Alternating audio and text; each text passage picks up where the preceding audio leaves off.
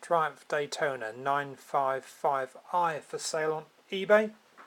This is the 1998 Daytona. In the paperwork, the bike has a HPI check certificate, which I've just done. That shows the bike is all completely clear, no accidents or finance in the bike's history there to be concerned about. It has a collection of old MOT test certificates.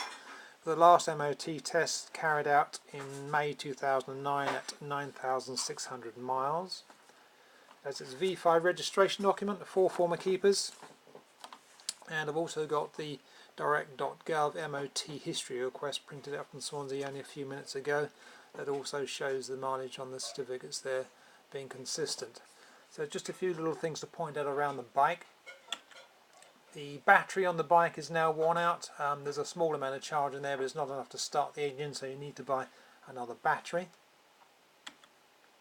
This is underneath the bike. This is the right hand lower fairing. This crack is about an inch and a bit long, I suppose. That really could do with something putting behind it perhaps, but it's not very visible either. But anyway, there's that. There's a little scuff here and there. There is also a little scuff on this. Is the fairing on here, low down on the left hand side on that D for Daytona there. There's been a fairing repair on the left hand side of the fairing here by this left mirror.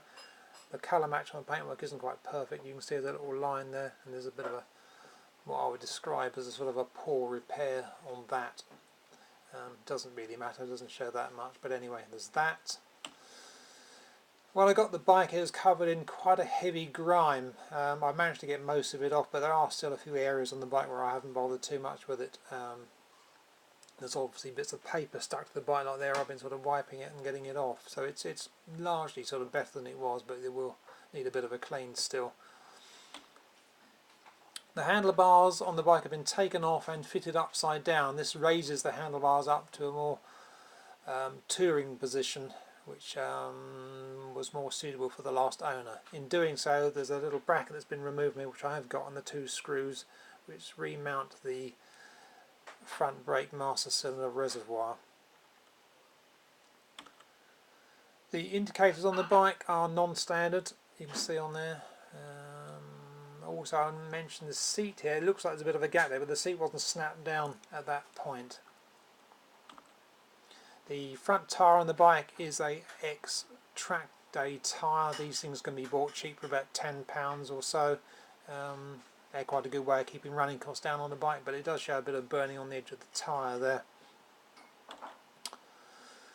The bike has been in storage, of course. It has got WD-40 all over it, and there are areas around, like on that cap there, when you look at it there, that want wiping off. You can improve the look of the bike by giving it a good wash, I'm sure. So there we go. Good luck with the bidding.